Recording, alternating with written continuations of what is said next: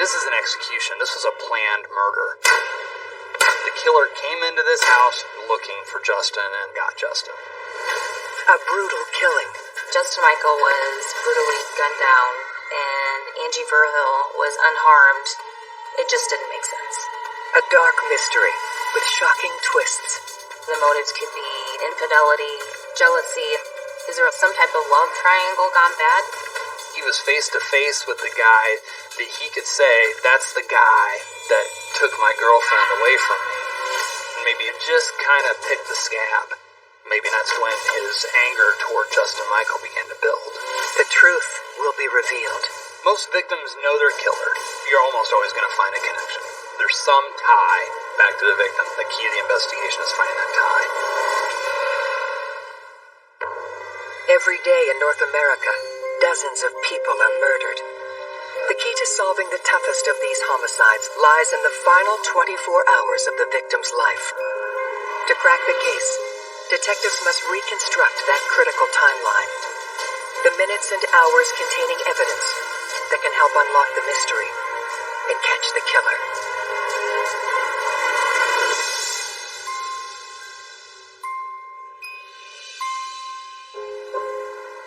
Some 15 miles north of Des Moines, Iowa, just off the highway and down some gravel roads, lies the town of Grimes.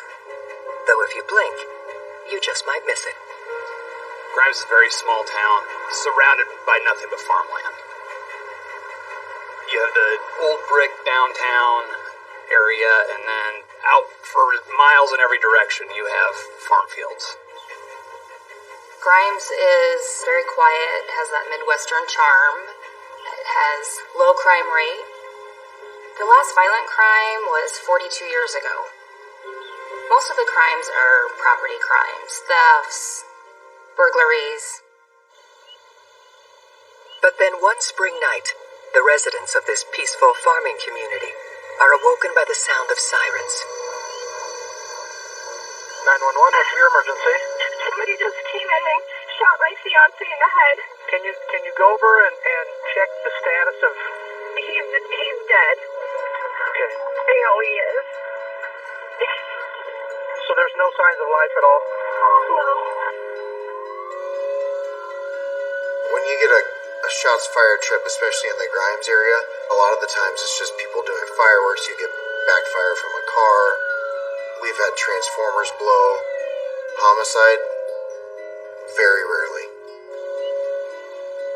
When you see a lot of authorities on the scene in Grimes, Iowa, you start thinking this probably isn't just a normal crime, it's a lot more serious. The victim is 30-year-old Justin Michael.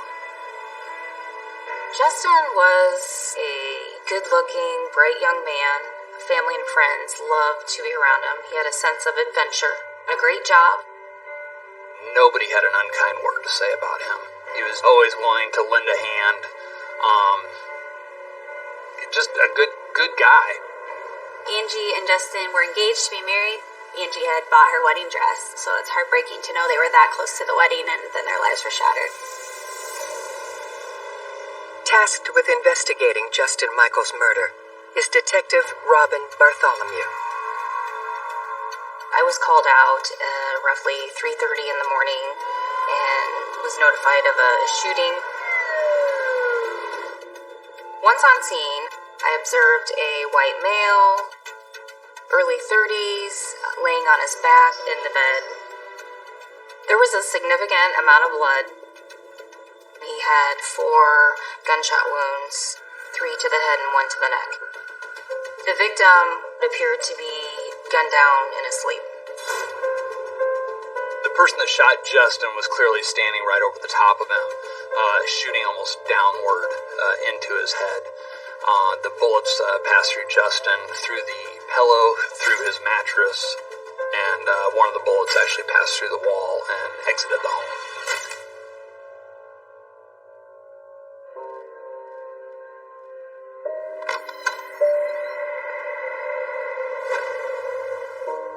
Justin Michael's fiancée, Angie Verhill, was laying right next to Justin Michael when he was shot. And Angie Verhill was unharmed. Angie said she was asleep in bed. She heard several shots and immediately woke and saw what appeared to be a dark figure exiting the bedroom. The description of the intruder was so vague. Average size person, unknown male or female, dressed in all dark clothing. We have no idea who we're looking for. Detective Bartholomew must now track down Justin's killer by focusing on the last 24 hours of his life, starting with the crime scene. Shell casings were located in the bed next to the victim. I'd never seen the shell casings before. They were Tula ammo, which I later learned is a Russian-manufactured steel casing ammo. The weapon used was a 9mm automatic. Whenever you have a murder involving a firearm, ballistics is a very important forensic component of an investigation. Whenever you see a particular brand of ammunition show up that is atypical, that points police in the direction of a specific type of buyer. That said, the more rare a brand or a make or model of ammunition, the much smaller your potential pool of suspects, and they can be much harder to find. Police combed through the house, looking for more clues. It was a small, well-kept house. There was no signs of forced entry. The only thing that appeared out of order was some electronic equipment that had been pulled from an entertainment center. Then, something unusual catches the detective's eye. There was a piece of clothing that was left there in the living room that did not belong to anyone in the house. It was a construction yellow hoodie. I thought that was odd.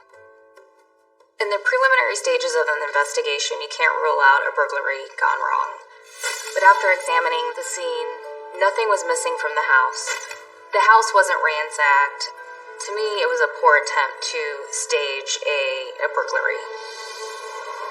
Staging is any attempt by an offender to create an alternate scenario, to move things around in a way to misdirect the police. Whenever you see staging at a murder scene, or any crime scene for that matter, it will often reflect the fact that the offender knows they're going to be the prime suspect. They have some personal connection to the victim. So by introducing staging, or countermeasures as we call it, it creates an alternate scenario to frame someone in particular. It did not seem it was some type of a burglary that was taking place. It appeared that this was a targeted attack. This was somebody that came into this house looking for Justin and got Justin. It's very unusual that someone's going to enter a house, gun down one person, and leave witnesses. In many cases, leaving a witness behind would have to have some other pragmatic purpose. In other cases, we see that where an offender will murder one victim because they have a very specific motive. That doesn't necessarily mean they have it in them to take the life of an innocent bystander or a witness. In reality, some killers just aren't that cold-blooded. To get more answers, the investigators turned to the other witness at the scene, Justin's mother, Marie. Marie Michael was in town for wedding planning purposes, so she was actually staying at the residence with Justin and Angie. Marie was in a guest room across from Justin and Angie's room. At approximately 3:20 in the morning, she was awoken by the door opening. Marie Michael told us the gun that was used had a laser sight on it, and she was woken up by the light shining in her eyes. She obviously was very scared, pretended to remain asleep. At one point, she took a peek, and she sees a figure in the doorway, clad in all black, nothing to indicate who it was. In very short order, then, she heard 4 rapid gunshots.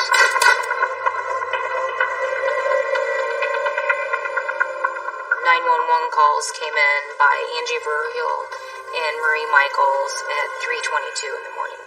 We were able to establish that the homicide occurred at approximately 3:20 in the morning. But who would want to kill Justin Michael, and why? Justin Michael was brutally gunned down, and Angie Verhill was unharmed. It just didn't make sense. It was something that was suspicious. Angie said as soon as the shots happened, she immediately jumped up out of the bed. The fact that, she didn't get blood on her, maybe from the way the gunshots occurred, all of the splatter went opposite of where Angie was lying. It's not out of the realm of possibility, but that's incredibly unusual. When you examine crime scenes, and especially when you have blood evidence, it tells a story. And with the lack of blood on Angie Verhill, to me that was a red flag. In these types of cases, you really want to look at the person closest to the victim.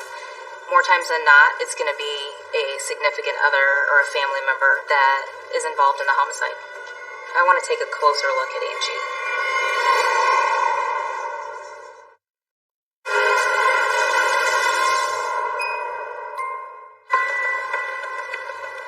With suspicion swirling around Angie Verheul in the brutal killing of her fiancé Justin Michael, detectives bring her down to the station for questioning. Angie, by virtue of being Justin's fiancé and being at the crime scene unharmed, is a person of interest. As detectives interview Angie, she's surprisingly unemotional. Do you have any suspects on who you think would have shot Justin? I have no idea. One would think that you'd be completely shattered that your fiancé was brutally gunned down right next to you. Angie was very calm. She wasn't upset. She wasn't crying. Her demeanor was a little suspicious. Is there anybody in Justin's life that harbors any ill toward him? Not that I know of. Everyone responds differently to grief and distress, so in order to calibrate a person's response and determine if it's suspicious or not, like we see in this case, we would have to first get to know every person of interest, their background, their habits, their associates, to understand if a theatrical response is out of character or if that's actually how they just operate day to day. You're the closest to him. Right. So you've got to know something. This was a planned murder. Angie survived the shooting. She's laying right next to Justin when it occurs. So why is she still alive? What's the motivation behind this murder? Detectives question Angie about how she and Justin spent his last 24 hours.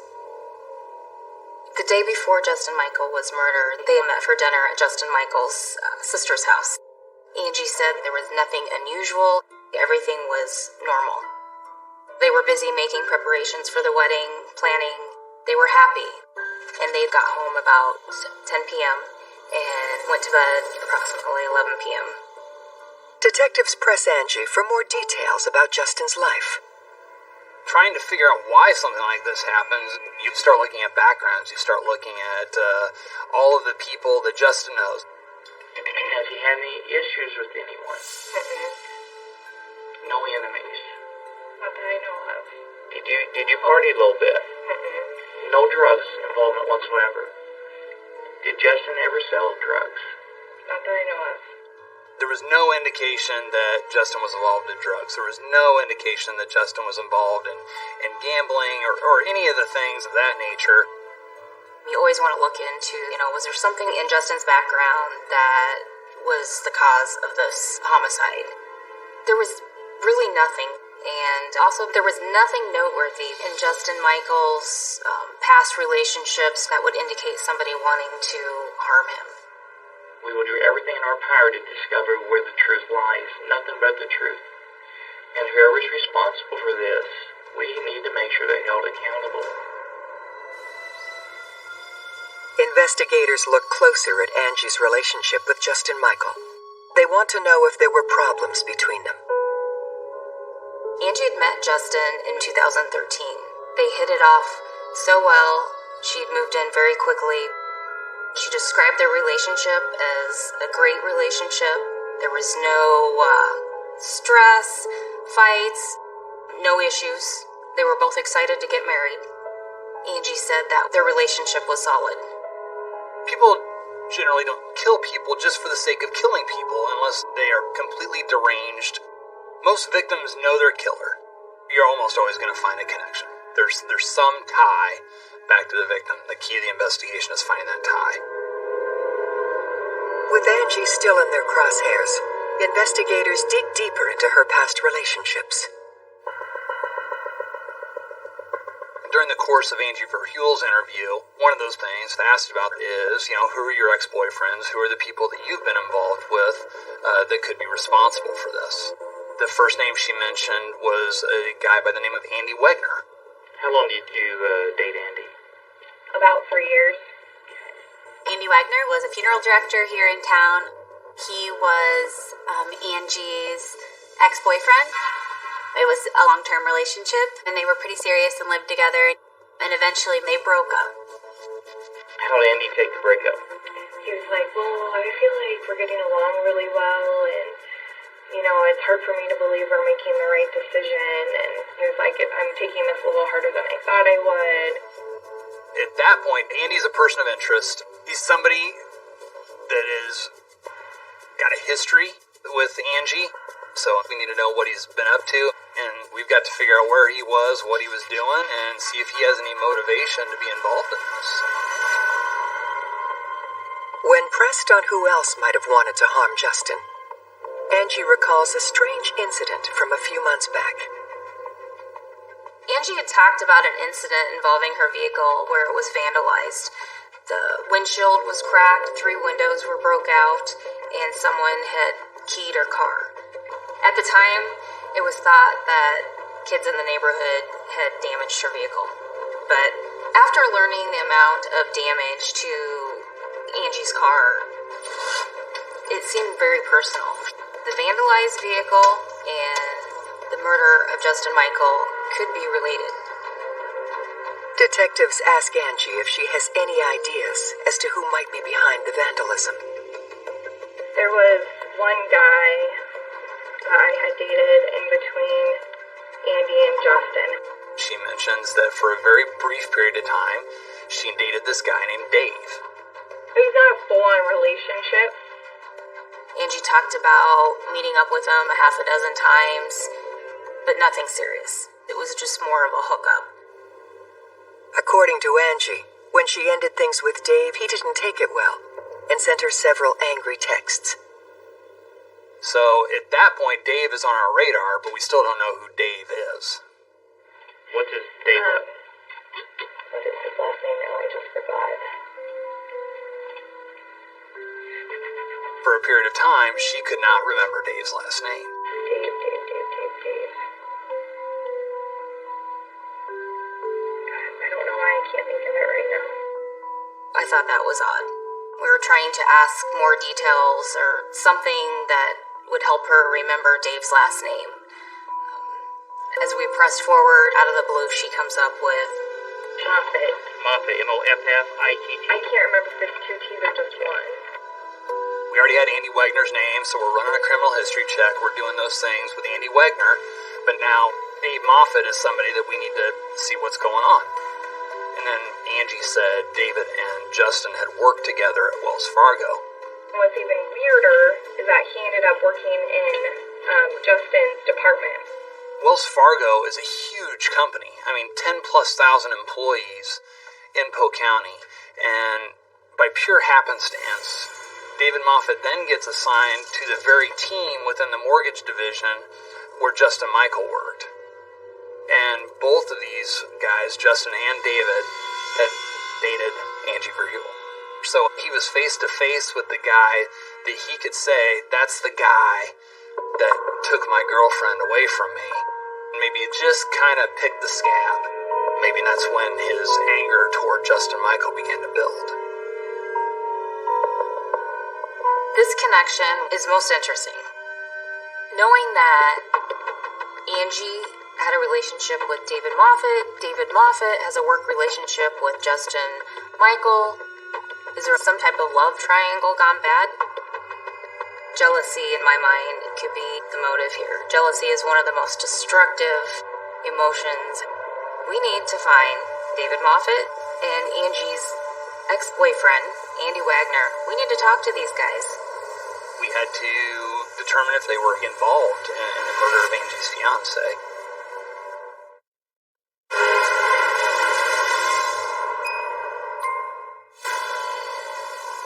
In the murder of Justin Michael, detectives are pursuing 2 new leads from his fiancée Angie's past.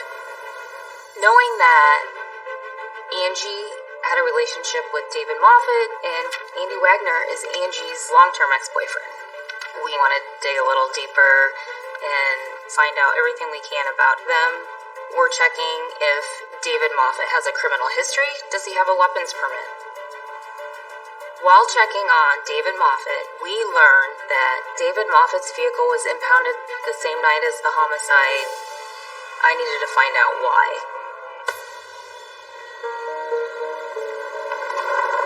They learned that David Moffat had an accident the night of the homicide, approximately 5 miles from Justin Michael's home. At 3:45, shortly after the homicide, within the same hour, David Moffat's in an accident. Having David Moffat's name pop up at that time in that location is not something we expected to see. This is the piece of the puzzle we're looking for. I was dispatched to that car accident. When I arrived on scene, it was about 0400, about approximately 40 minutes after the homicide took place. On a gravel road, I come up on the red Ford Taurus. It struck this telephone pole. The front end of the car was smashed in. When I give the plate to dispatch and they advise me it belongs to a guy named David Moffat, I don't see anybody in the area. And as soon as I'm starting to get back into my car is when the white male subject comes out of the ditch from the north. And he says, I need help. He said his name was David Moffat. He just said he was out for a joyride and he got in a car accident. Deputy Tart was aware at this time that 5 miles away, we have an active homicide scene going on. So, while not immediately apparent that these two things could be related, it certainly got his suspicion up. The first thing I noticed is just how much sweat that he's covered in. He's from head to toe covered in sweat. I asked him what he's doing in the Grimes area. At that moment, he became really defensive. I couldn't find insurance on the car, so I made the decision that I was just going to impound the car. My gut was telling me that he knew more about what was actually happening, about the homicide. So I got all the information that we needed in case we needed to come back and talk to him, which I felt at some point we were probably going to. David Moffat lives on the other side of the county. He lives 27 miles away from this area.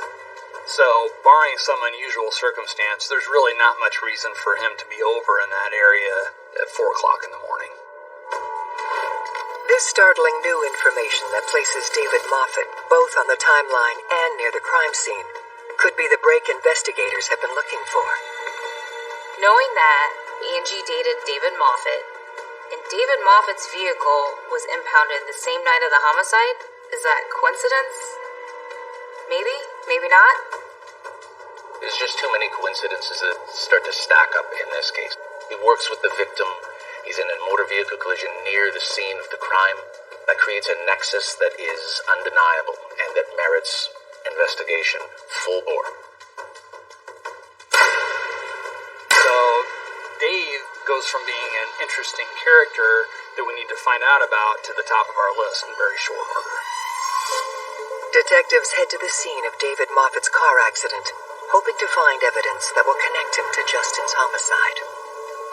We have a lead. We can't get out there fast enough. Searching the area where David Moffat crashed, we found some incredible items. We found a shoebox that contained ear protection, a flashlight, and camo makeup.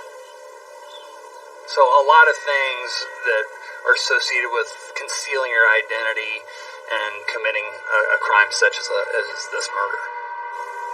As detectives continue to comb the area, they gather even more crucial evidence. We also find a gun magazine with ammo. This Tula ammo. It's a match to the shell casings found at the crime scene. This is a big breakthrough. But then, detectives make an unexpected discovery. Along with the magazine, ammo, flashlight, was a receipt for an oil change in the name of Andy Wagner. What in the world is going on here? Andrew Wagner's already on our radar because, he's Angie's ex-boyfriend. We have to figure out how in the world this receipt ends up at the crash scene, where David Moffat's crashed his car. It just didn't make sense. Did Andy Wagner kill Justin Michael? Did David Moffat kill Justin Michael? Were they in it together? We've certainly seen collusion in homicide scenes, but, by all accounts, other than the Angie factor that they had both dated her, there's no reason that David Moffat and Andrew Wagner would have crossed paths. We've got to figure out what the connection is between these two.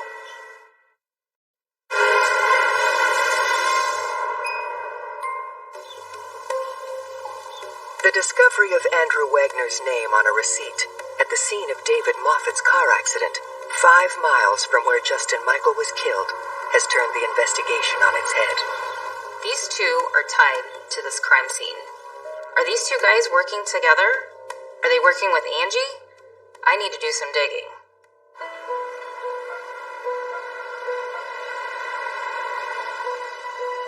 While detectives wait on a search warrant for David Moffat's house, they bring Andy Wagner in for questioning. Andy Wagner and Angie Verheul lived together for 3 years. When we interviewed Andrew Wagner, he had moved on. He had a new girlfriend. Andy Wagner said that he was aware that Angie was engaged but did not know to who she was engaged to. We asked Andy Wagner if he knew David Moffat. He did not. Andy claimed that after their breakup, he didn't stay in contact with Angie.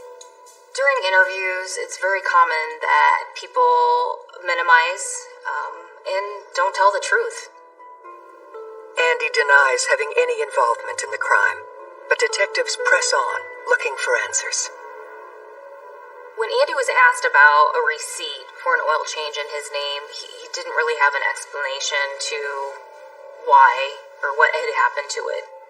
He said he recalled getting an oil change and thought that the receipt was still in his vehicle or at home. When people are interviewed, there's many reasons why they may be evasive. Sometimes they're trying to conceal information which isn't connected to the crime, but maybe portrays them in a negative light. Sometimes they're taken aback and they're confused by the information that they're being presented with, not because they're guilty, but just because that's their way of responding when they're in a stressful situation. Detectives question Andy about his whereabouts during the time Justin was killed. Andy talked about leaving work about 4 p.m. He went home, took care of a couple things, and then ultimately ended up staying overnight at his girlfriend's house. She lives in another community several miles away. They had gone to dinner that night, and they hung out at home, watched some TV, and went to bed. With Andy saying he's at his girlfriend's at 9 p.m. and Justin killed at 3:20 a.m., it's still possible that Andy had opportunity to sneak away from his girlfriend's place and kill Justin. We need to establish that he was in fact at his girlfriend's house. But at this point, Andy Wagner is still high on our list as far as suspects. In any circumstance where you have two mutually strong suspects, you can't move forward until one or the other is eliminated. As detectives are wrapping up their interview with Andy Wagner, they receive the search warrant for David Moffat's home. David still lived at home with his parents. He came from a pretty well-to-do family. We were able to conduct a search at the Moffat residence. No one was home. Anytime you conduct a search, you're going to look for any kind of evidence that's related to the crime. We're going to look for weapons. We're going to look for ammunition. Anything that could lead us back to that homicide. Detectives quickly uncover an important new piece of evidence. In the basement, we found a bill of sale for a firearm. specifically a 9mm automatic firearm, like the one that is involved in the homicide. Interestingly, though, on that bill of sale for that 9mm gun, the seller was a gentleman by the name of Drew Ballman, and the purchaser on that bill of sale was Andy Wegner. Why does Andy Wegner's name keep popping up in this case? We got this receipt that we can't really, get a good answer on that's found at the crash site for the oil change. Now we have this bill of sale for a 9mm gun found in David Moffat's basement. Investigators find Drew Ballman's address on the bill of sale for the gun, and they set off to pay him a visit in the nearby town of Sigourney. Drew Ballman's the guy that's going to solve this mystery for us. He's going to tell us who he saw when he sold a gun. If Andy Wegner went down and bought that gun, or if David Moffat went down and bought that gun. We met with Drew Ballman, and he had no criminal history. He lived in a small town, was a school teacher. Drew, he was legitimately concerned, very upset, knowing that a weapon that he had sold was involved in a homicide. He was very cooperative. He was a meticulous record keeper, which was of great value to us. As part of the sale of the weapon, he prepared 2 copies of the bill of sale. So we found the one copy in David Moffat's garbage can. He had an identical copy of that same bill of sale, signed by both him and Andy Wegner. The other thing that Drew Ballman gave us, in addition to being a meticulous note-taker, he's an avid target shooter, and fortunately for us, he actually had casings that he had fired through the 9mm gun that we believed to be the murder weapon. So we were able to match the bullets from the crime scene where Justin Michael was killed to the bullets that were provided to us by Drew Ballman. Now we know that we have our murder weapon that was sold by Drew Ballman. Police are one step closer to uncovering the identity of Justin Michael's killer. We showed Drew a picture of Andy Wegner, and we also showed him a photo lineup with a picture of David Moffat. David Moffat and Andrew Wegner look very, very similar. Drew Ballman pointed at the first lineup and identified David Moffat, but he also pointed to Andy Wegner. Drew wasn't 100% sure who he had met with. Witnesses are really a double-edged sword for any investigator. You rely on witnesses to move an investigation forward, to prioritize certain suspects, to establish a timeline, but at the same time, eyewitness evidence is notoriously unreliable. With Drew Ballman having ID'd both David and Andy as the purchaser of the gun used to kill Justin Michael, his fiancée Angie is ruled out as a suspect. But even with this promising new lead, the investigation is at a crossroads. In this case was odd because we couldn't connect the dots.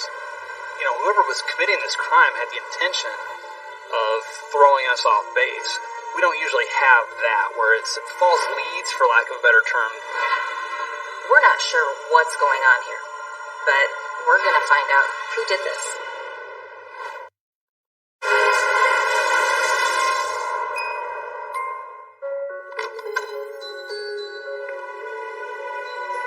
In the murder of Justin Michael, detectives have 2 suspects on their radar, Andy Wegner and David Moffat. They need to identify which one is the killer. In the nearby town of Sigourney, they have one more piece of evidence to look into. It could be the key to solving the case. One of the requirements that Drew Ballman had for selling this gun was to make sure that the sale took place in a public place, so it would be recorded should anything go wrong. One of the receipts that we found at David Moffat's residence was a receipt dated May 4th from a convenience store out of Sigourney, Iowa. A lemonade was purchased along with a candy bar on May 4th at 6:13 hours. So that is the same date and time that Drew Ballman sold the weapon. Fortunately for us, the inside of that store had a surveillance camera. Detectives turn to the surveillance cameras in the hopes of spotting David Moffat or Andy Wegner. After scouring hundreds of hours of footage, they find the missing piece of the puzzle. We were able to positively identify this person as David Moffat. At that point, we knew that David Moffat was the person who purchased the weapon. The critical value of CCTV or video evidence is that it is an impartial witness. It can provide a historic record of a timeline that is unassailable, that is undisputable, unlike eyewitness testimony that is subject to a lot of problems. Detectives now know that David Moffat acted alone and was posing as Andy Wagner to buy the gun that killed Justin Michael. They believe he's the killer, but to prove it, they'll need more evidence tying him to the crime. A second search was conducted at the Moffat residence. We found there was tool ammo, which was consistent with both the tool ammo found at the primary crime scene, as well as the ammunition provided us by Drew Ballman. In the bathroom trash, we'd found recon notes that were specifically for Justin Michael's neighborhood. Notes that would indicate certain times that neighbors were home, what time lights came off, things that would put David Moffat there watching at Justin Michael's house. Those notes indicated that David Moffat had put some planning into this. Then, police come across a possible attempt to conceal evidence. We'd found a tote in the basement that was not there the previous day, and inside that tote was a laptop computer. And the red tub also contained about 2 inches of water in the bottom of it. It appeared that it was an attempt to eliminate whatever information was on the computer. Fortunately, our lab gurus were able to get this laptop dried out and in a functioning state. We found a substantial amount of evidence that specifically tied David Moffat to the execution of this crime. The first file that was found on the computer was a forged driver's license that had David Moffat's picture on it, but the license was created in the name of Andy Wagner. The evidence suggested that David Moffat put a lot of planning into this. And this was all an elaborate ploy to frame Andy Wagner. So at that point, once we find this computer that all makes sense, then Andy Wagner is pretty much exonerated in this case. One may want to frame someone else, say Andy, for the murder so he won't get caught, and perhaps he wants to get rid of all the competition so that he's either the last person standing for Angie's affections, or he wants to send a message to Angie and everybody that she's been involved with. Detectives then uncover even more revealing evidence connecting David Moffat to the crime.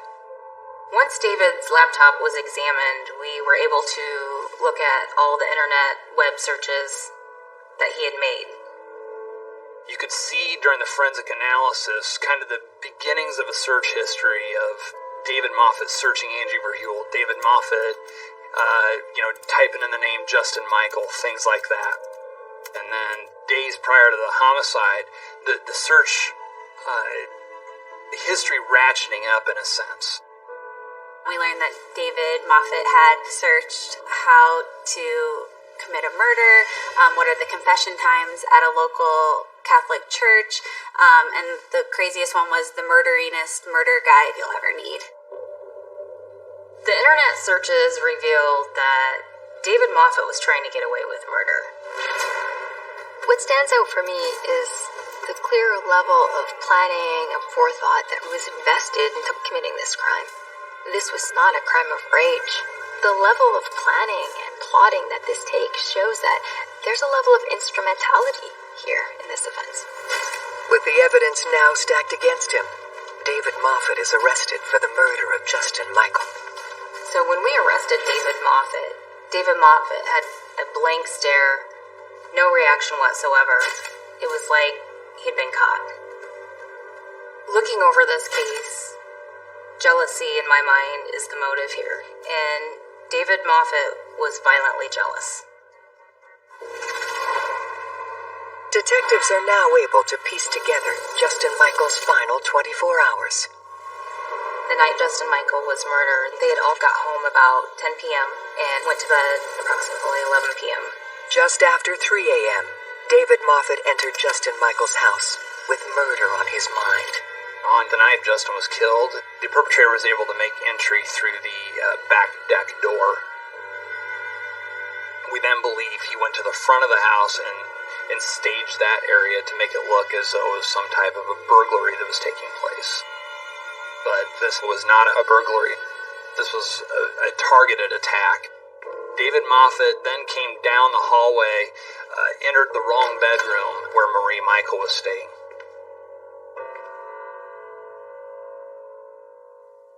At that point, he realized that that was not the person that he was going after. Moffat then goes across the hall to the master bedroom where Angie and Justin were. Justin's laying in the bed, Angie's laying in the bed, and there's 4 shots that go into Justin.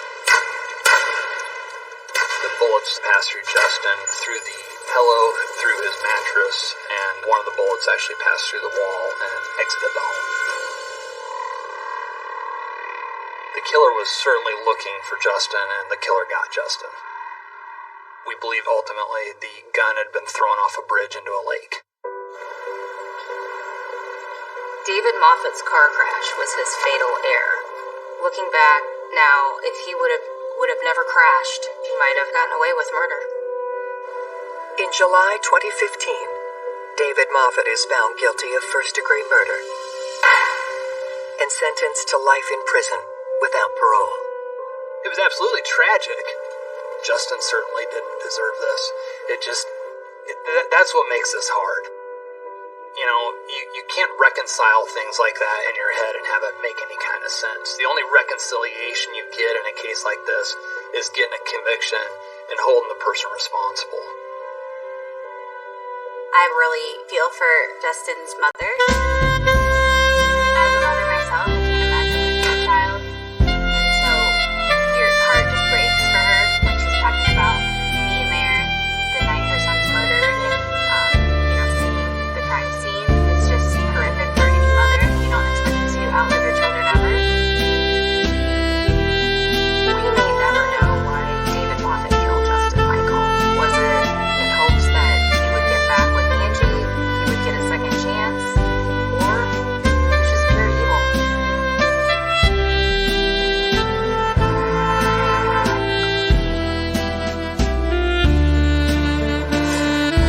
To choke somebody to death requires a great deal of intent.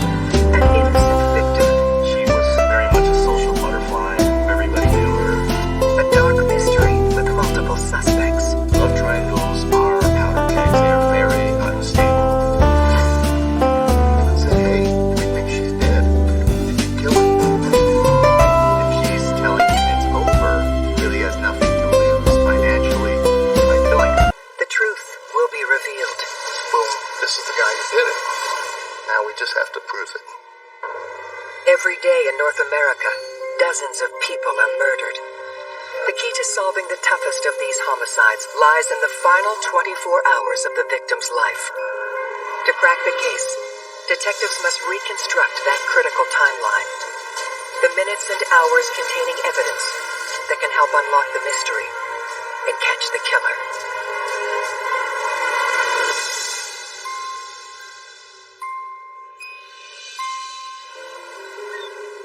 Anna Maria Island, a 7-mile strip of soft white sand in the Gulf Coast of Florida. What's unique about Anna Maria Island is it's just naturally beautiful. It's got wide beaches, soft sand. It does attract a lot of tourists, but the community's been able to stay free of corporate tourism. It has that old Florida feel where the buildings are still low to the ground. There's not major signage everywhere, so it's really a gem. The criminal activity of Anna Maria Island relative to the rest of Manatee County is pretty low. Murders are extremely rare. It's early morning, November 2008. 2 patrol deputies pull over a white convertible for a broken taillight. But when they approach the car, the driver takes off running. First thing that pops into their head is probably a stolen car. So the first person you go after is the driver. The deputies give chase and eventually apprehend Robert Corona, a two-bit criminal known to local police. He's a car thief, and he had several convictions for that type of offense. However, he did not have any violent convictions.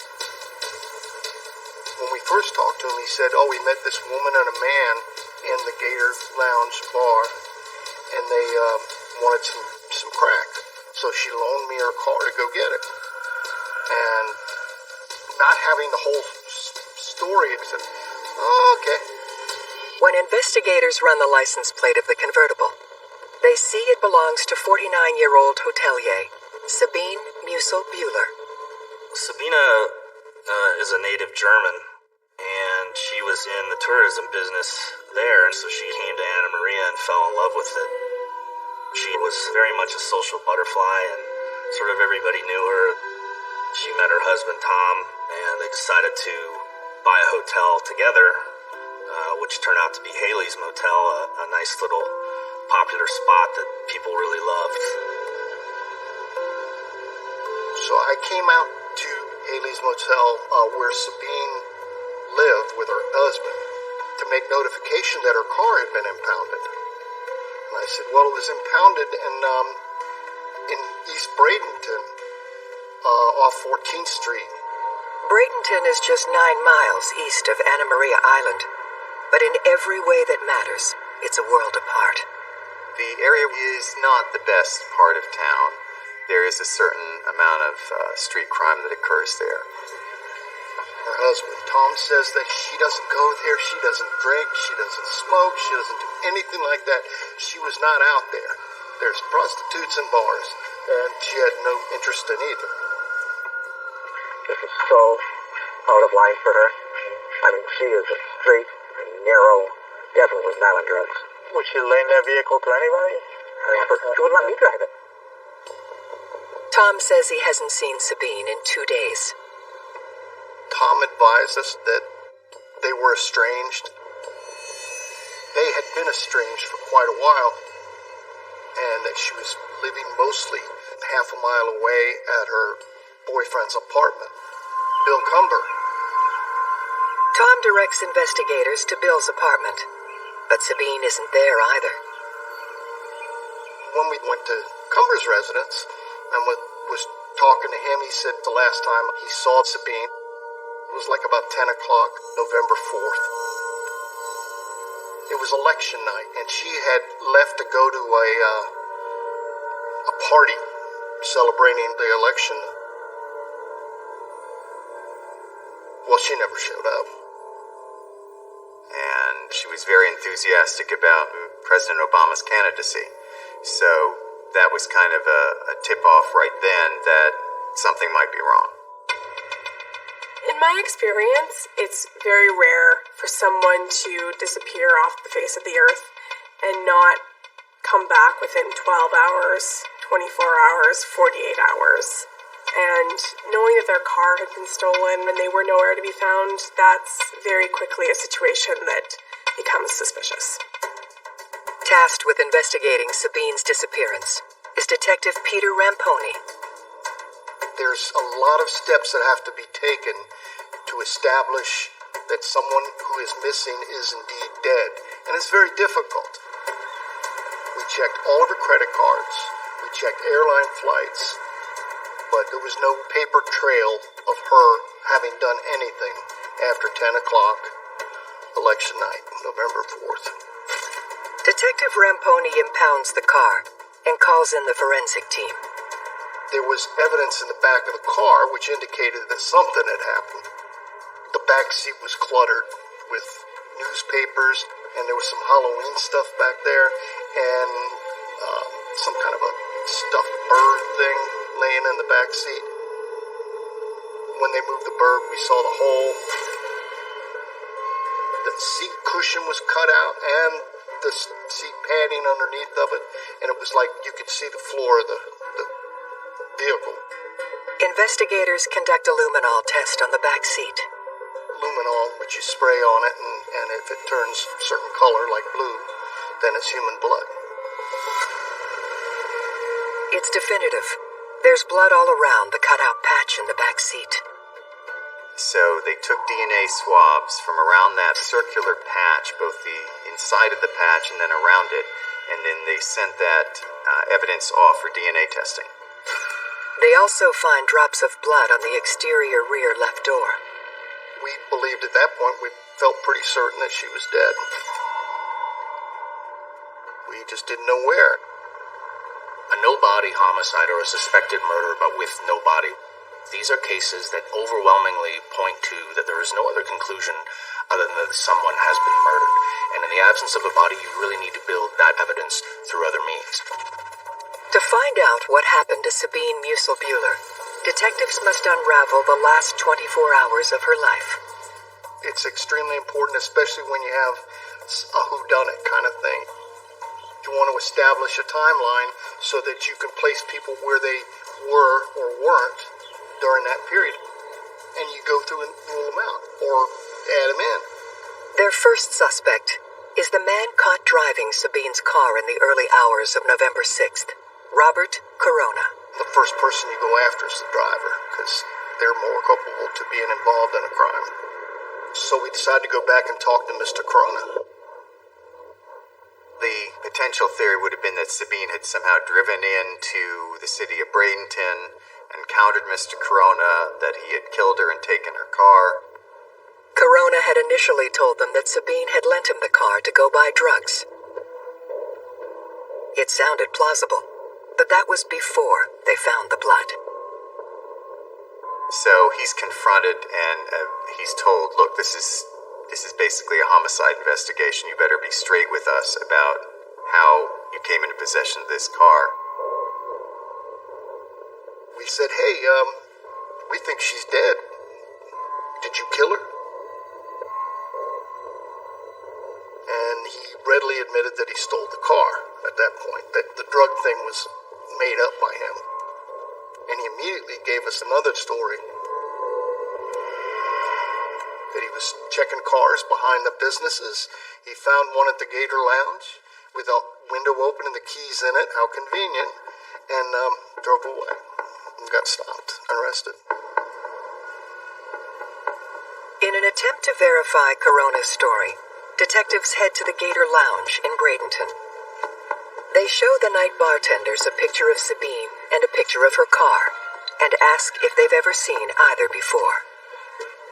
And they both said, no, we've never seen her before. And I asked about the camera in the back of the bar, and he said, it's fake. It's just there for looks. So we said, okay.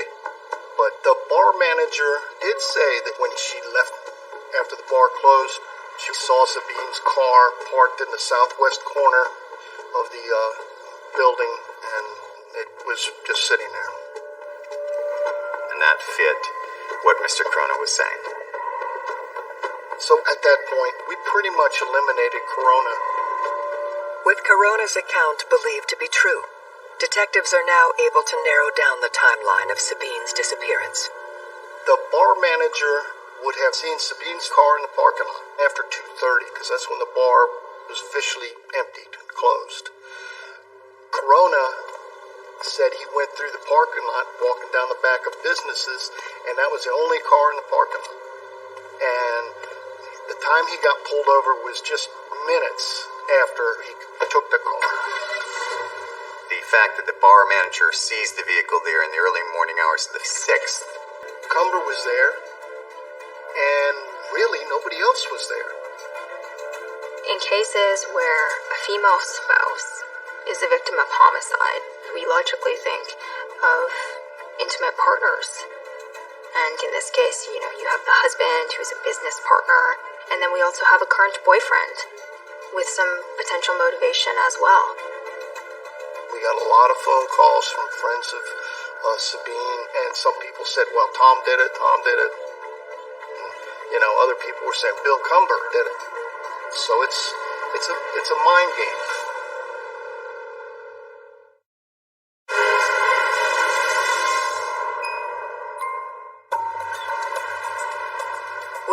physical evidence to work with in the no-body homicide of Sabine Musil-Buehler. Detectives are looking at both her husband and her boyfriend as possible suspects. They start by interrogating her boyfriend. Tom and Sabine had been married for years at the time of her disappearance. But the new element in her life was William Cumber. Bill Cumber's 39 years old, and he's known as quite a charismatic guy around town. And, some people would say he was a good-looking gentleman. Mr. Cumber was very candid about his background. He said he had a history of getting angry at women and doing violent acts when scorned. He confessed to that and was convicted of that and went to prison for that. But he insists that he's a changed man. I haven't had any great episodes, but I used to have them a long time ago. Okay. But I've done things to train myself to help my temper. I've been to classes. I quit drinking liquor. Okay. I only drink beer. I don't do drugs. I've got my mind focused on where I'm headed in life. Bill credits Sabine with giving him the new start he so desperately needed 3 years earlier. Bill Cumber showed up at Haley's motel one day, had told a story of how he had just gotten out of prison and was looking for work. He said, "I am coming from a difficult past where I have been in prison. I'm very handy with things. Is there anything I can do around your hotel for a little walk-in money?" So he began to do little projects because they're very welcoming, heartfelt people who saw a guy they wanted to help. Bill tells detectives that what started as a friendship between Sabine and himself soon became something more. He was a craftsman. He was an excellent woodworker. Saw some of the things he had made and they were just astounding.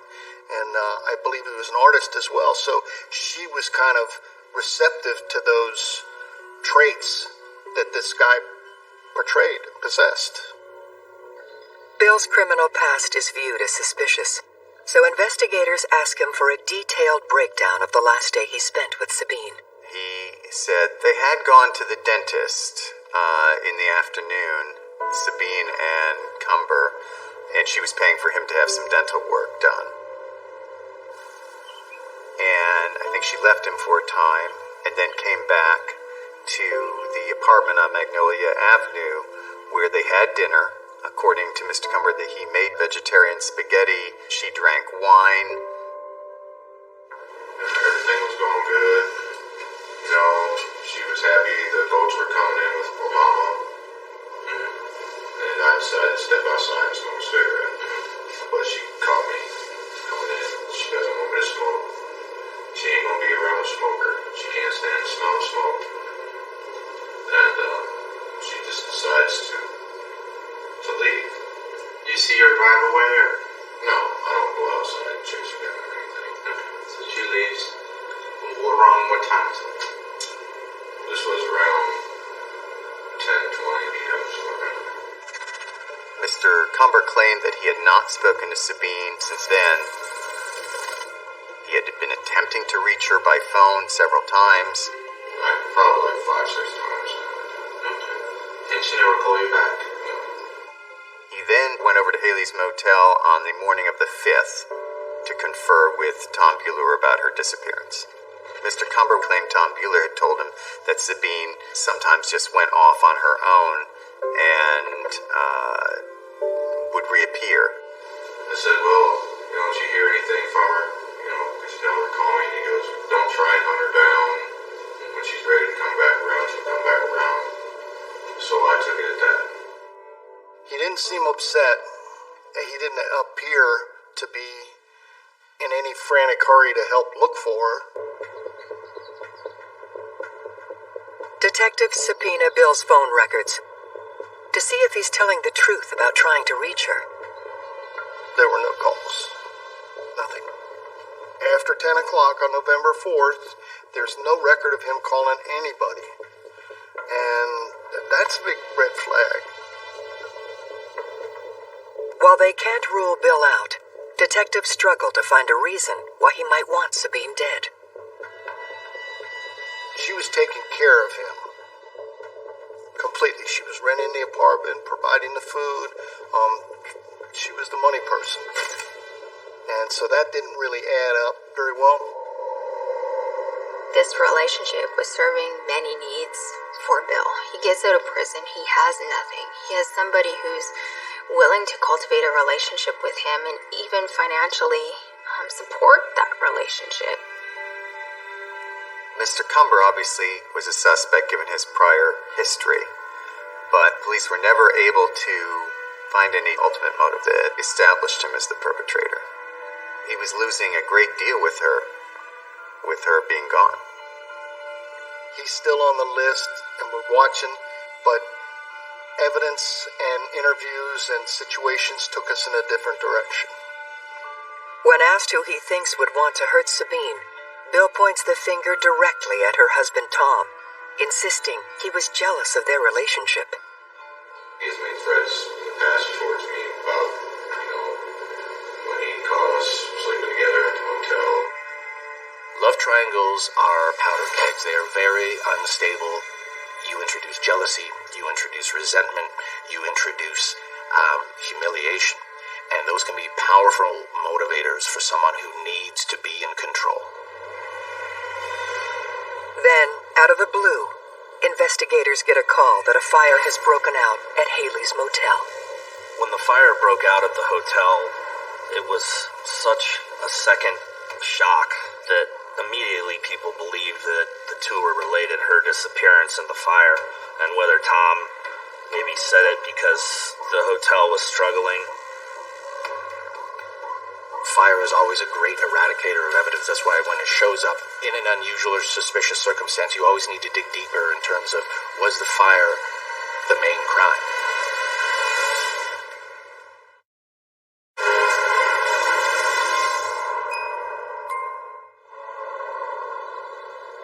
After a fire rages through Haley's motel, just 12 days after Sabine's disappearance, investigators hone in on her estranged husband, Tom Bueller. To me, the obvious or intuitive reasoning behind why Tom may have burned down the hotel is obviously, number one, to potentially destroy evidence. Number two, we come back to money. Fires equal insurance settlements for the most part, and in this case, you could have that double whammy. With heightened suspicions about Tom's involvement in Sabine's disappearance, detectives subpoenaed the motel's public financial records. There was some financial problems. The business wasn't doing that well, and Tom had a buyer from Europe, Germany to be specific, who was interested in buying the place, and with Sabine being gone, Tom gets all the money. With money being a possible motive, detectives asked Tom whether or not he had taken out an insurance policy on Sabine's life. Tom told one of my detectives that he has an insurance policy out on her for $100,000. Tom volunteered that. He forgot about the $300,000 policy he had taken out years before. And that concerned us as well. Not only that, investigators discovered that he had recently filed court papers to have Sabine officially declared dead. And as that played out, people started to dig up those possible feelings of, well, if they haven't found her, why would he want her declared dead at this point? Maybe there's still hope she's alive. This is kind of strange. With their suspicions deepening, detectives questioned Tom about his whereabouts between 10 p.m. on November 4th and 2:30 a.m. November 6th, the window in which they believe Sabine was killed. Tom said he was attending an election party and was there with his girlfriend, and there were several people that would have attested to his whereabouts during the time of her disappearance. Alibis can be tricky in that just because you were at a certain place at a certain time doesn't necessarily mean that you couldn't have also been somewhere else immediately thereafter and returned to the original place. We may be dealing with it large as we are in this case. window of time where you had the opportunity to literally be in multiple places, not at once, but in immediate succession. Detectives search Tom's house, looking for any evidence of foul play. Tom had an injury on his head, small scratch, and we asked him about it. And he said, I was hanging some blinds in my bedroom, and when I was hanging them, they fell on me and struck me in the head. So he went and looked at the blinds, and they're kind of askew, and there's a little drop of blood on one of the blinds, which is consistent with the story he had told us. So he didn't hide it. He told us right away where he got it. And when the fire marshal tests Tom's hands for accelerant found in the motel's debris, they find nothing. Finally, detectives confront Tom about Bill's claim that he was jealous of his wife's extramarital relationship. She felt madly in love with this guy. Okay? It was the thinking. It made me angry at first. I just couldn't believe she would do this. And so it was there that I accepted everything that she had done. We didn't talk about Bill. I had told her, okay, you do what you need to do, but he's not going to be at the house, and he's not going to be at the motel. You still had some feelings. Well, we did. We were very close friends. We hopefully still are. Tom said the romantic aspect of the relationship had ended years ago, but they remained friends and business associates. They had the house divided. He lived in one half, she lived in the other. The kitchen was in the middle, that was neutral. They both stayed out of each other's way. Tom had a girlfriend, so the idea that somehow he suddenly became enraged and jealous at this particular point didn't seem very likely. But despite the fact that detectives aren't able to conclusively rule out Tom or Bill at this point, there just isn't enough evidence to charge either of them in Sabine's disappearance. I only have heard of one case where they prosecuted somebody without a body and they got a conviction. And we really had to get a body. The sheriff's office brings in cadaver dogs to search a section of the beach near Haley's motel. We felt pretty certain she'd been buried out at the beach somewhere. We started using dogs, ground-penetrating radar. Then we used a bulldozer, and we would scrape very little, and if they hit a branch or something, they'd stop. We'd dig around it and find, oh, no, keep going. And we dug up a mile of beach, very wide, and went down as deep as you could. But they come up empty-handed. It got to a point where, no, nobody's dragging a body this far. Then, a tip comes in. There were two women who claimed to have seen someone who looked like Sabine at the airport. There's cases of missing persons who go on vacation for, say, a month and don't tell anybody. And they come back from their vacation and everybody's wondering, where they've been. So it was raised as a distinct possibility. Could she have gone somewhere and not returned? Or maybe she'll show up? But she would have had to use some form of money to survive on, and we couldn't find a trace of that. There was no record of Sabine having taken any flight. Also, video camera footage from the airport was reviewed, and there was no image of Sabine at the airport at the time the women claimed to have seen her. You have to chase every lead until you hit a wall. And then you go to the next lead and you're chasing that one until you gather enough information. Detectives finally catch a break in the case when they get a call from a neighbor of Sabine's who lives on the beach. They have a sidewalk which is just wide enough for, say, a golf cart to go down, and it runs parallel to the beach. There was a little jut of wooded area that came off that sidewalk towards the beach with trees, and the neighbor, he was out clearing out some stuff, and he moved some logs or debris, and he found a person there. He did open it and look. and it was Sabine's purse. But he had her ID and some, I guess, credit cards and cell phone. Whoever disposed of it there had to know the area kind of to be on that walkway that's, only accessible by side streets. And this wasn't near a side street. It just made us think, well, I know who knows this area pretty well.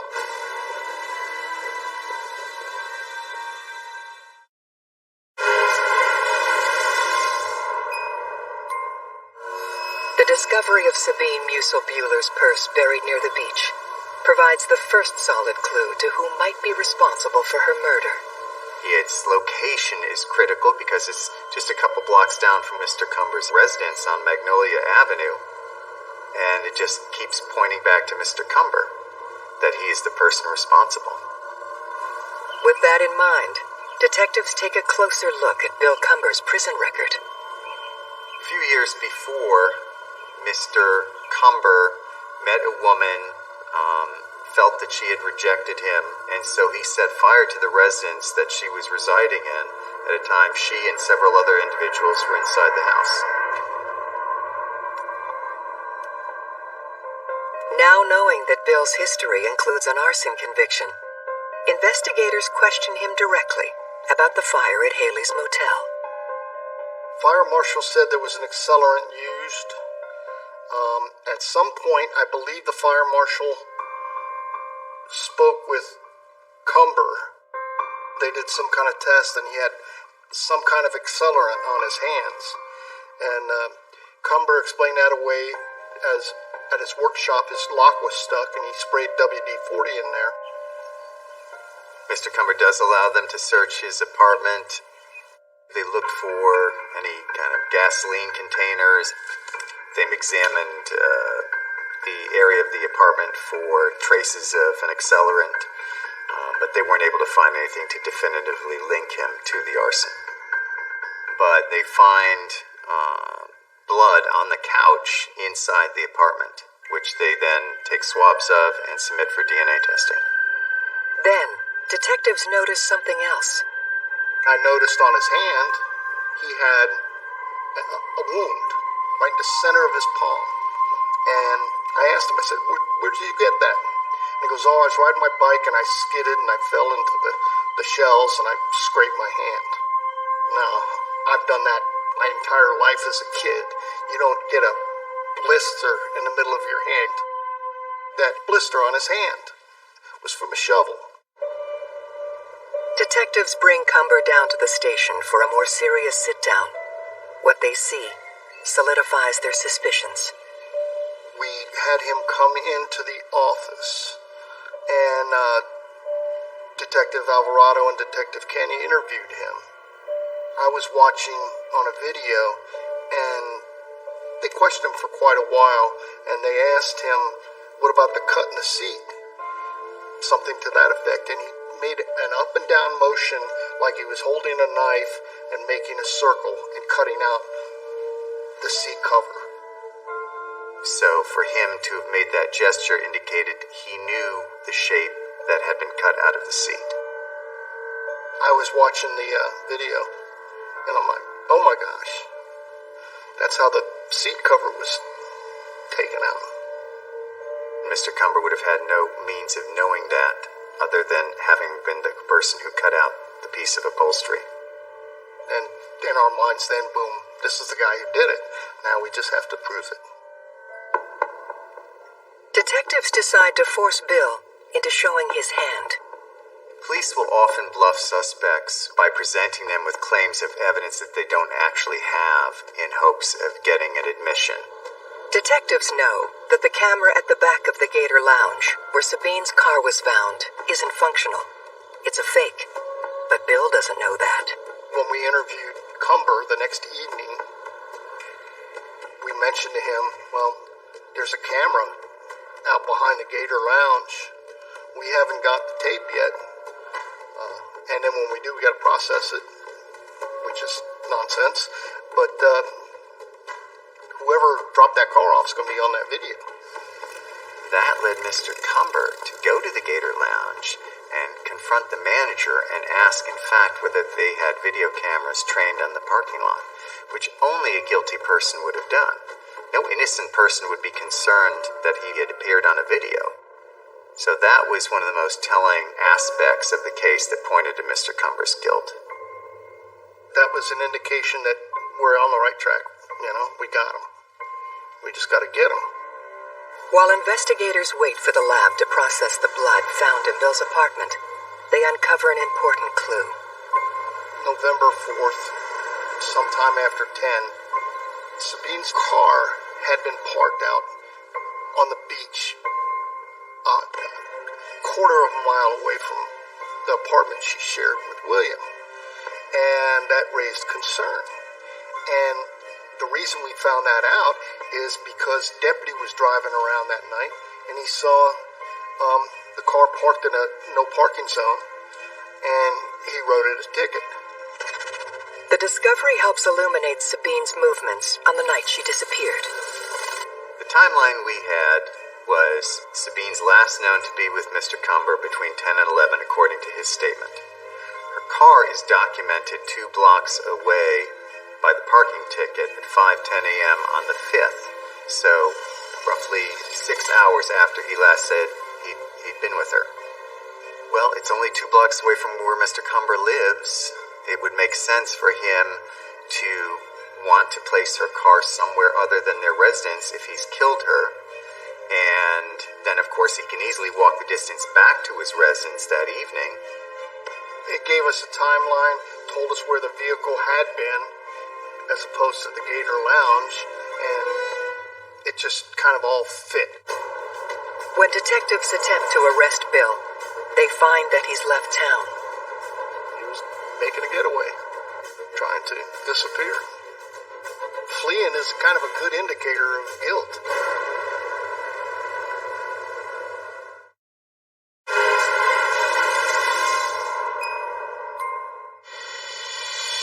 As investigators zero in on Bill Cumber for the suspected homicide of Sabine Musil-Buehler, he's apprehended, fleeing the state.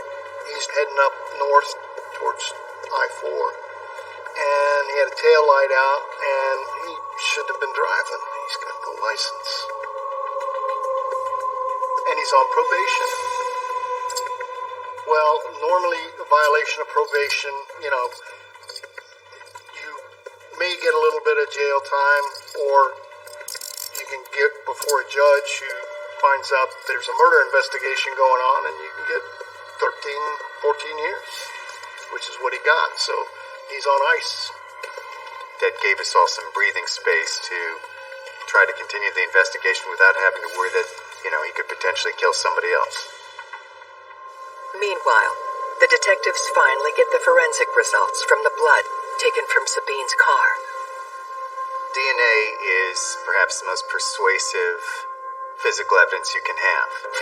We had Mr. Cumber's DNA on the driver's seat area and also in and around the area that had been cut out in the back seat, and we have Sabine's blood in the area that's been cut out. Keeping in mind that Mr. Cumber supposedly had never driven that car. So we decided we had all the evidence we were going to get. We were probably not going to find her body, and so ultimately the decision was made to charge Mr. Cumber with murder. As they prepare their case against Bill Cumber, detectives put pressure on him to confess. We hounded him for years and years. We just didn't let up, and he just was exhausted and knew he was going to be in jail for a long time, and he just gave up.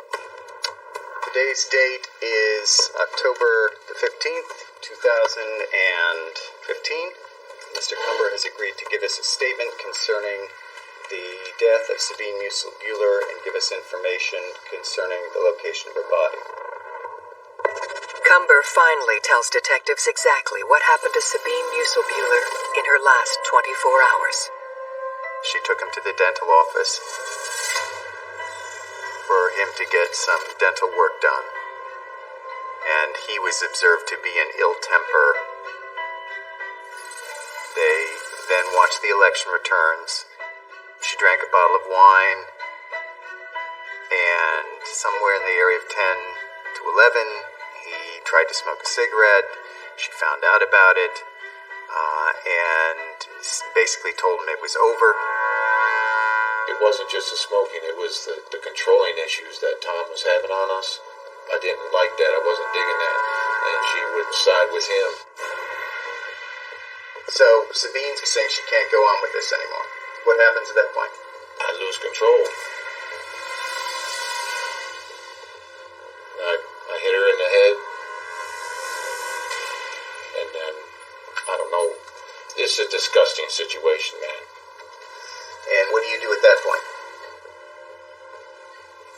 I reached and grabbed her throat and started choking her out until she wasn't moving.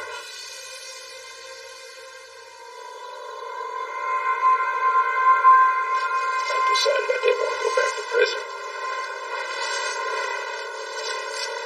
He then wrapped her up in a blanket, put her in the back seat of the car, and he decided he was going to bury her out on the beach. The following day, he takes the car, drives it into Bradenton. This is now November 5th, 2008. And he leaves it at the Gator Lounge with the keys in the ignition in the hopes that someone will take it and thus become the prime suspect in Miss Musil-Bueller's disappearance. He takes the last bus back to the island and goes back to the apartment that they had shared. I don't think Mr. Cumber planned to kill her prior to the evening of November 4th. I believe he was angry at the loss of what she could provide for him financially. Having been denied something he wanted, he chose to kill her. However, to choke somebody to death requires a great deal of intent. It's not a split-second act like shooting a gun in the heat of the moment. It requires a sustained effort, which shows some intent to kill. In exchange for a reduced sentence, Cumber agrees to reveal the location of Sabine's grave. Mr. Cumber then got in a law enforcement vehicle and took the police to the location, which was a couple of blocks away from Haley's Motel, under a covered area where people can sit on a bench and look at the beach. He was somber. He kneeled down at the burial site, supposedly said a prayer. He affected remorse. Whether he actually felt it, I don't know. Investigators begin digging for Sabine's remains. We started finding items associated with Sabine roughly 3 feet down from the surface of the sand. Her clothing was with her. I believe a piece of jewelry was with her. The remains were completely skeletonized. I think finding the body provided the family with a measure of relief and certainty that they had lacked. I think ultimately this was something that gave them some peace of mind. Bill is sentenced to 20 years in prison. He will be eligible for parole in 2029. The timeline is important in all murder cases, but in this case, because she initially wasn't found, we had to come up with a convincing narrative, potentially to a jury, that in fact she is dead, and this is why we know she's dead, and the timeline was basically the critical aspect of that narrative. But the victory is bittersweet. You never forget the family members of the victims, you never forget their trauma. It's the ultimate act of violence, and it disturbs a family, typically, and in this case, it disturbed an entire community. You got to weigh closure against sorrow and loss, and that's a difficult thing to measure. For the family, can't ever really be closure. Because you wake up every day and you know they're gone.